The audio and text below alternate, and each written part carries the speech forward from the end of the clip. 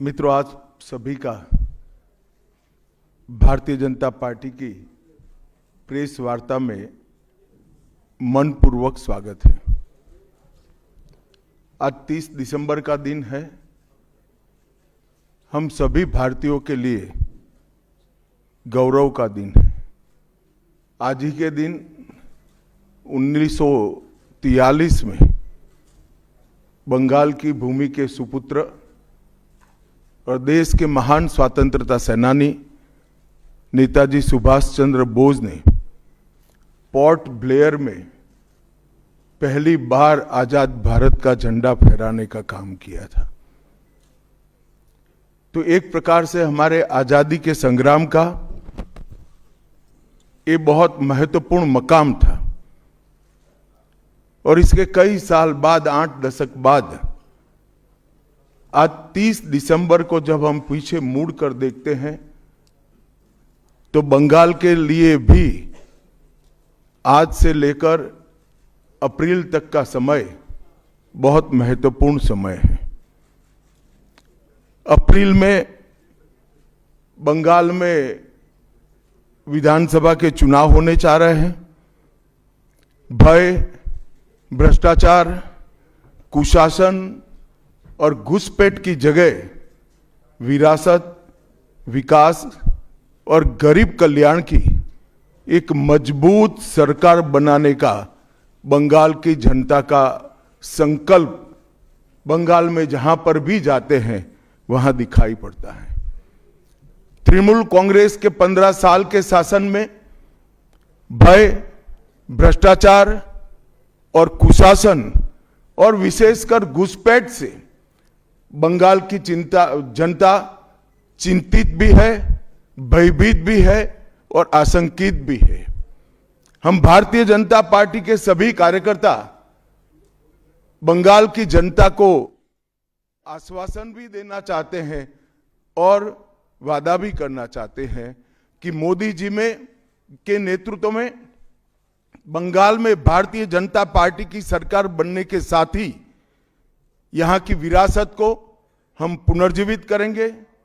विकास की गंगा फिर से बड़ी तेज गति से बहेगी और गरीब कल्याण, जो बंगाल का आज बहुत महत्वपूर्ण मुद्दा बना है, देश भर में जहां जहां एनडीए सरकार है, भाजपा सरकारें हैं, हमने गरीब कल्याण को प्राथमिकता दी है। यहां पर भी गरीब कल्याण को प्राथमिकता दी जाएगी। और इस सब के साथ साथ एक ऐसी मजबूत राष्ट्रीय ग्रिड बनाएंगे जो बंगाल से घुसपैठ को समाप्त कर देंगी। इंसान छोड़ दीजिए, परिंदा भी पैर नहीं मार पाए, इस प्रकार की एक मजबूत ग्रिड की रचना हम करेंगे। और न केवल घुसपैठ रोकेंगे, सारे घुसपैठियों को चुन चुन कर भारत के बाहर निकालने का काम भी भारतीय जनता पार्टी की बंगाल सरकार करेगी। आज ममता बनर्जी के नेतृत्व में भ्रष्टाचार के कारण पूरे बंगाल का विकास एक प्रकार से थम गया है। मोदी जी की सारी लाभकारी योजनाएं जो पूरे देश में गरीबी का उन्मूलन कर रही है, यहां पर टोल सिंडिकेट के भेंट चढ़ चुकी हैं और हर योजना डेड एंड पर पहुंच चुकी है। 14 सालों से भय और भ्रष्टाचार ये बंगाल का पहचान बना हुआ है। बीजेपी सरकार का संकल्प 15 अप्रैल 2026 के बाद जब भाजपा सरकार बनेगी, बंग गौरव, बंग संस्कृति, उसके पुनर्जागरण की हम फिर से शुरुआत करेंगे। और विवेकानंद जी, बंकिम बाबू और गुरुवर टैगोर और श्यामा प्रसाद मुखर्जी के स्वप्न का बंगाल बनाने का हम फिर से एक बार प्रयास करेंगे। और आज मैं फिर से एक बार कहना चाहता हूं, भारतीय जनता पार्टी के लिए ये बंग भूमि बहुत पवित्र और बहुत मायने रखने वाली है, क्योंकि हमारी स्थापना, भारतीय जनता पार्टी की स्थापना, भारतीय जनसंघ की स्थापना यही बंग भूमि के बड़े नेता श्यामा प्रसाद मुखर्जी ने की है। भारतीय जनता पार्टी की स्थापना से स्वामी विवेकानंद और बंकिम चंद्र चट्टोपाध्याय, इनका अनुकरण भारतीय जनता पार्टी ने अपने सभी सिद्धांतों के अंदर किया है। मित्रों, आज जब मैं कह रहा हूं कि इस बार 26 के बंगाल के विधानसभा चुनाव में बंगाल में हमारी सरकार बनेगी, इसका मजबूत आधार भी भारतीय जनता पार्टी के पास है। मैं आपको 2014 से 2024 तक के चुनाव के यात्रा के परिणामों को बताना चाहता हूं। 2014 के लोकसभा चुनाव में हमें 17% वोट मिले थे और 2 सीटें मिली। मेरी बात जरा सभी पत्रकार बंधु ध्यान से सुने। 2014 के चुनाव में हमें 17% वोट और 2 सीट मिले थे। 2016 के विधानसभा चुनाव में हमें 10% वोट मिले और विधानसभा की केवल 3 सीटें मिली थी। फिर 14 से 19 के बाद 19 के लोकसभा चुनाव में हमें 41% वोट मिले और 18 सीटें मिली। और 21 के विधानसभा चुनाव में हमें 38 वोट मिले और 77 सीटें मिली। ये बहुत बड़ा अंतर है। जिस पार्टी को केवल 3 सीट मिले थे, वो पार्टी 5 साल के ही अंतराल में 77 सीट प्राप्त करी। और इसका नतीजा देखिए, कांग्रेस, जिसकी एक प्रकार से स्थापना ही बंगाल से शुरू हुई, वो कांग्रेस पार्टी बिग जीरो पर पहुंच गई। और 34 साल तक शासन करने वाला कम्युनिस्ट गठबंधन भी एक भी सीट प्राप्त नहीं कर पाया और हमने मुख्य विपक्ष का स्थान प्राप्त किया। आज शुभेंदु जी मेरे साथ यहां पर बैठे हैं, वो हमारे प्रतिपक्ष के नेता हैं। 24 के चुनाव में भी हमने 39% वोट प्राप्त किया, 12% सीट प्राप्त की, 12 सीटें प्राप्त की। और 26 में हम निश्चित रूप से प्रचंड बहुमत के साथ भारतीय जनता पार्टी की सरकार बनाने वाले हैं। मित्रों, ये 24 से अब तक का समय भारतीय जनता पार्टी के लिए बहुत शुभांकर सिद्ध हुआ है। 24 में लगातार तीसरी बार नरेंद्र मोदी जी इस देश के प्रधानमंत्री बने। उसके बाद महाराष्ट्र में, हरियाणा में, दिल्ली में और अब बिहार में भारतीय जनता पार्टी की सरकारें बनी हैं। 24 के चुनाव में उड़ीसा और आंध्र प्रदेश में भी पूर्ण बहुमत की भाजपा की और एनडीए की सरकार बनी है। मुझे पूरा भरोसा है कि 2026 में बंगाल में 2/3 बहुमत के साथ भारतीय जनता पार्टी की सरकार बनेगी। ये बंगाल की जनता तय कर बैठी है। मित्रों, जहां पर भी बंगाल में जाते हैं, पूरे बंगाल की जनता घुसपैठियों से त्रस्त है। क्या कोई राज्य सरकार ऐसी हो सकती है जो घुसपैठियों की पनाहगाह अपने राज्य को बना दे? राष्ट्रीय सुरक्षा पर एक कितना बड़ा खतरा है, इसका जवाब बंगाल की मुख्यमंत्री ने बंगाल के चुनाव में दे। घुसपैठ रोकने के लिए उनके पास क्या योजना है? आर्टिकल 370 हटता है, वो विरोध करती है। सीएए लाकर बंगाल के शरणार्थियों को नागरिकता देने का हम कार्यक्रम करते हैं, वो विरोध करती हैं। और वो ठीकरा फोड़ते हैं कि बीएसएफ है, वो रोक नहीं रही है। ममता जी, मैं आज आपको इस सार्वजनिक प्रेस वार्ता में पूछना चाहता हूं कि कौन सी सरकार है बांग्लादेश की पूरी सीमा पर जो वाड़बंदी करने के लिए, बॉर्डर पर फेंसिंग करने के लिए जमीन नहीं देती है? अगर आप जवाब न दे पाए तो मैं ही देता हूं। आपकी ही सरकार है जो जमीन नहीं देती है, जिसके कारण फेंसिंग का काम समाप्त नहीं होता है। फिर भी भौगोलिक रूप से कठिन सीमा पर से कोई घुस कर आता है तो कहां जाता है? सबसे पहले बंगाल के गांव में जाता है। आपका पटवारी क्या कर रहा है? आपका थाना क्या कर रहा है? क्यों इसको अरेस्ट नहीं किया जाता? क्यों उस पर केस दर्ज नहीं होता? क्यों इसको वापस भेजा नहीं जाता? जवाब है क्या आपके पास? क्या बंगाल की मुख्यमंत्री ये जवाब दे सकती है कि असम में घुसपैठ क्यों बंद हो गई? त्रिपुरा में घुसपैठ क्यों बंद हो गई? गुजरात और राजस्थान की बॉर्डर पर घुसपैठ क्यों नहीं होती है? पंजाब की बॉर्डर पर घुसपैठ क्यों नहीं होती है? कश्मीर की बॉर्डर पर घुसपैठ क्यों नहीं होती है? सिर्फ बंगाल में क्यों होती है? क्योंकि आपकी निगहबानी में घुसपैठ कराई जाती है और बंगाल को धीरे धीरे डेमोग्राफी चेंज कर कर आपकी वोट बैंक को पुख्ता करनी चाहती है। मगर ये लंबा नहीं चलेगा। बंगाल की जनता अब जान गई है और इसके खिलाफ लामबंद भी हो रही है। और मुझे मालूम है अगला चुनाव घुसपैठियों को निकालने के मुद्दे पर और घुसपैठ रोकने के मुद्दे पर लड़े जाने वाला है, क्योंकि न केवल ये बंगाल का अब मामला रहा है। मैं आज बंगाल की जनता को इस प्रेस वार्ता के माध्यम से बताने आया हूं कि बंगाल की बॉर्डर से हो रही घुसपैठ सिर्फ बंगाल का मामला नहीं रहा है, अब ये राष्ट्रीय सुरक्षा का मामला है। देश की संस्कृति को बचाना है, देश की सुरक्षा को सुनिश्चित करना है, तो बंगाल की बॉर्डर सील कर दे ऐसी देशभक्त सरकार यहां लानी पड़ेगी, जो ममता बनर्जी नहीं कर सकती, केवल और केवल भारतीय जनता पार्टी कर सकती है। घुसपैठ के अलावे भ्रष्टाचार से पूरी बंगाल की जनता त्रस्त है।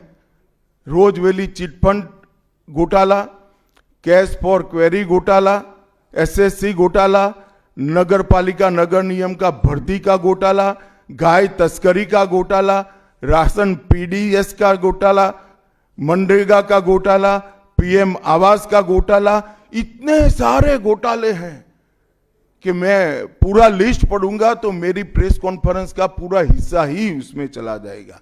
अब क्या ममता बनर्जी इस बात का जवाब दे सकती है कि आपके मंत्रियों के ठिकाने पर से 27 करोड़ रुपया मिलता है, जिसको गिनते गिनते नोट गिनने की मशीन भी गर्म होकर बंद हो जाती है?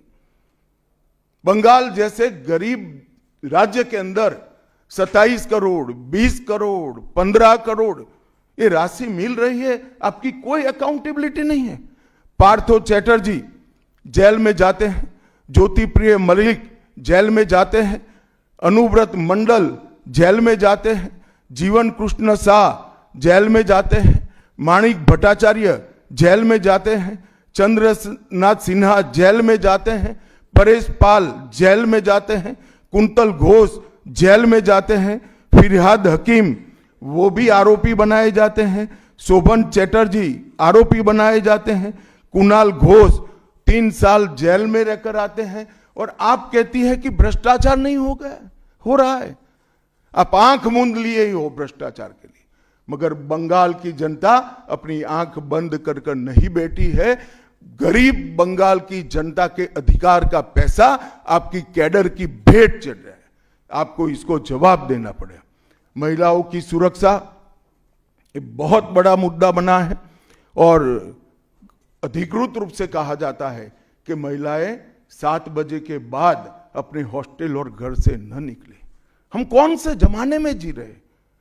मुगल काल में जी रहे हैं क्या? ममता जी, ये आजाद भारत, यहां माताओं बहनों को पूरा दिन जब इनकी मर्जी हो, जब इनको काम हो, घर के बाहर निकलने की सुरक्षा प्रदान करना ये हमारा संवैधानिक दायित्व है, जो देने में आपकी सरकार विफल गई है। आरजी कर मेडिकल कॉलेज का मामला हो, संदेश खाली का मामला हो, दुर्गापुर मेडिकल कॉलेज का मामला हो, साउथ कॉलेज लॉ कॉलेज का मामला हो, हर जगह बेटियां असुरक्षित हैं और ढेर सारे लोग और ढेर सारी माताएं बहनें ये अत्याचार से तंग आ चुकी है, असुरक्षा से तंग आ चुकी है।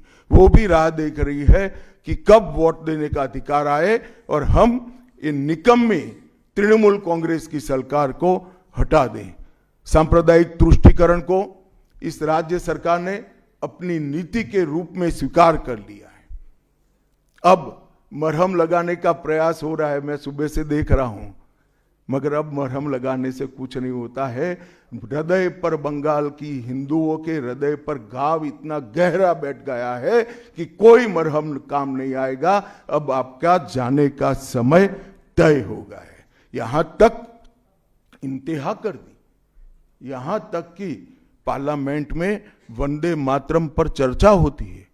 बंकिम बाबू ने रचे हुए वंदे मातरम पर चर्चा हुई, जो गीत पूरे हमारे आजादी के आंदोलन का प्रेरणा गीत बना, वो वंदे मातरम की चर्चा का तृणमूल कांग्रेस विरोध कर रही है, क्योंकि उनकी वोट बैंक इससे नाराज हो रही है।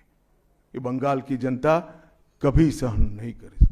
एक जमाना था मित्रों कि भारत के जीडीपी में बंगाल का योगदान 10.5% था और तीसरे नंबर पर था।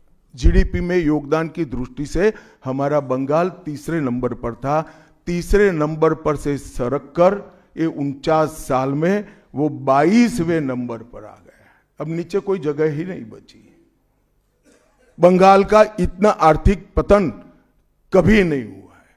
ये कम्युनिस्टों के शासन के पहले, तृणमूल के शासन के पहले प्रति व्यक्ति बंगाल की आय राष्ट्रीय औसत से 127% ज्यादा थी।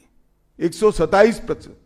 देश में नागरिक 100 रुपया कमाता था तो बंगाल में 127 रुपया कमाता था। आज देश का नागरिक 100 रुपया कमाता है तो बंगाल का नागरिक 73 रुपया कमाता है। ममता जी, आपको इसको जवाब देना पड़ेगा। हर प्रकार के उद्योग की शुरुआत एक जमाने में इस सुजलाम सुफलाम भूमि से हुआ था और इसी के आधार पर सोनार बांग्ला की परिकल्पना की जाती थी। वो बंगाल में आज भ्रष्टाचार, घुसपैठ और टोलबाजी के कारण सारी इंडस्ट्री वापिस जा रही है। केंद्र सरकार की योजनाएं लागू करने में उनको अपनी वोट बैंक गंवाने का डर है। पीएम किसान देरी से लागू किया, बंगाल के किसानों का 10,000 करोड़ रुपया चला गया। आयुष्मान भारत आज तक लागू नहीं किया और बहुत आयुष्मान भारत से बहुत एक प्रकार से कमियां वाली स्वास्थ्य साथी की स्कीम लागू की है।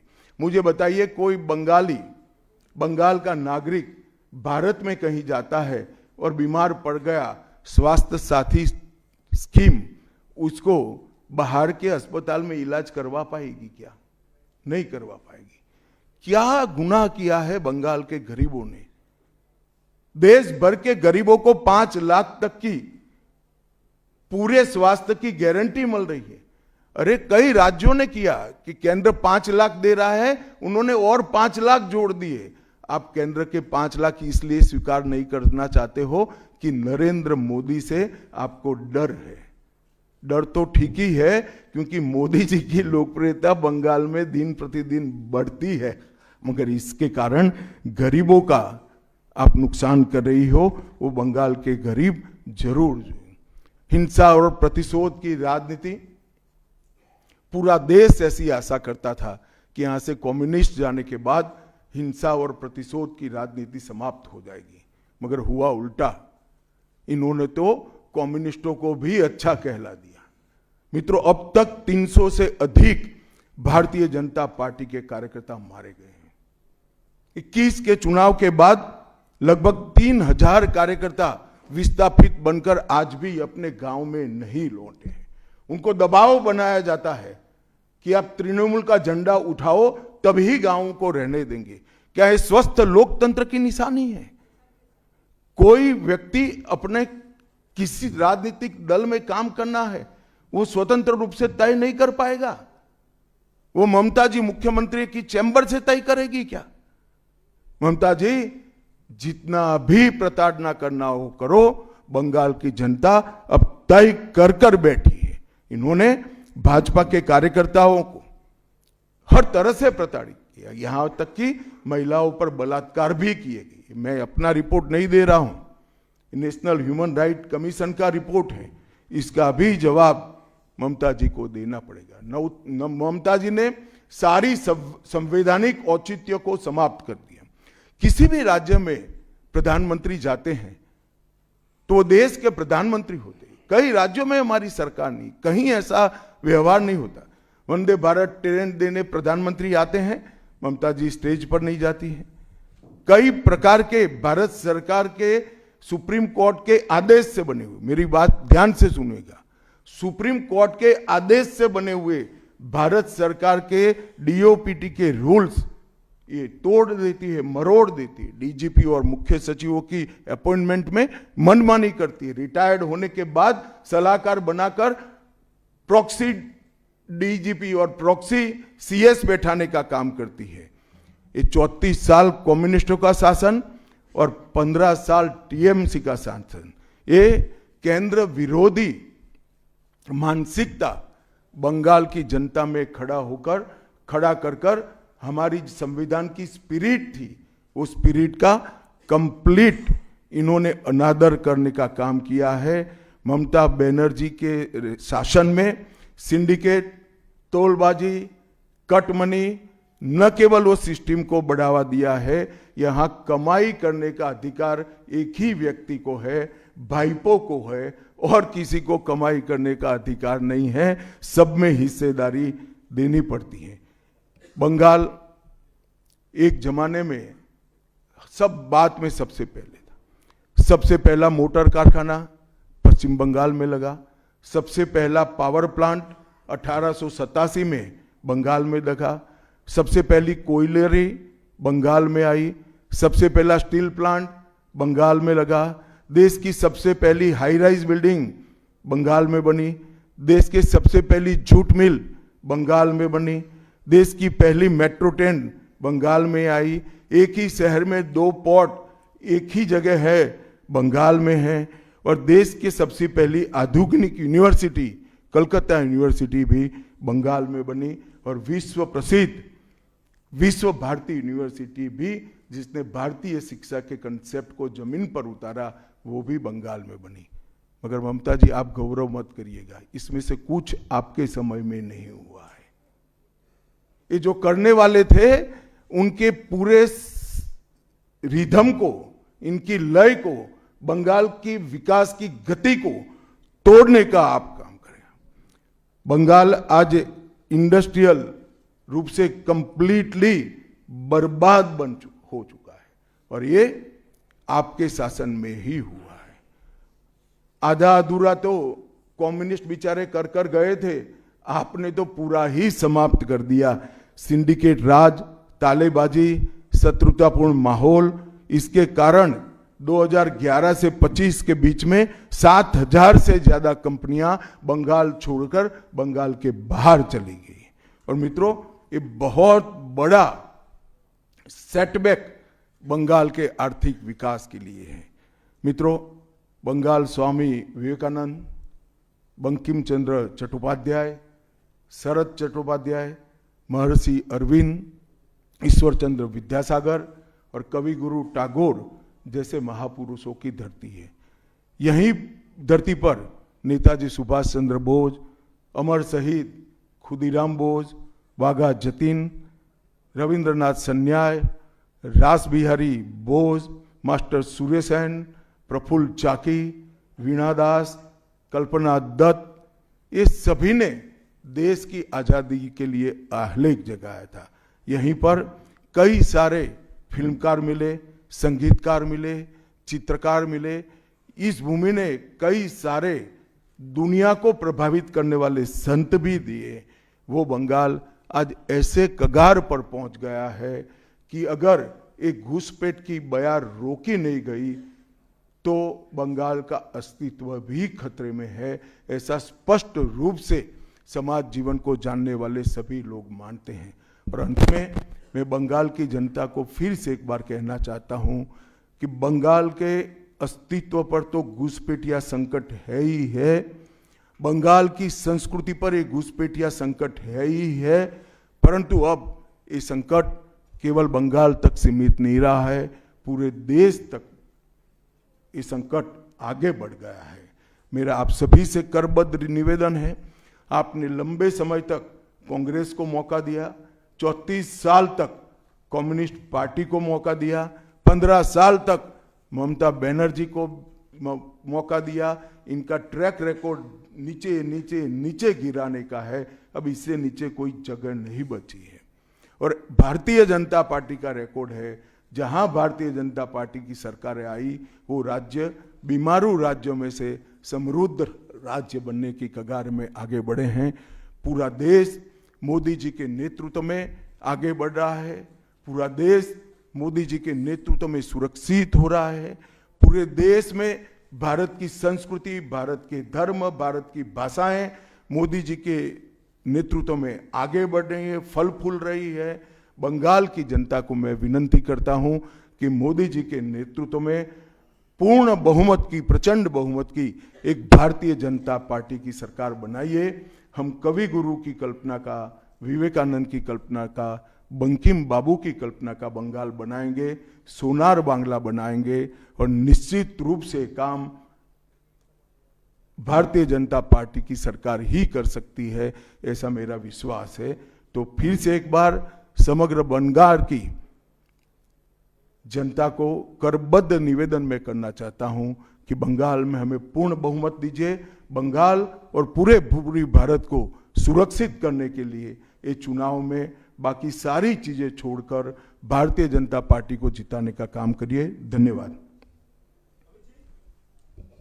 कौन बोलते जाओ नाम भाई, आनंदबाजार कोई जल्दबाजी मत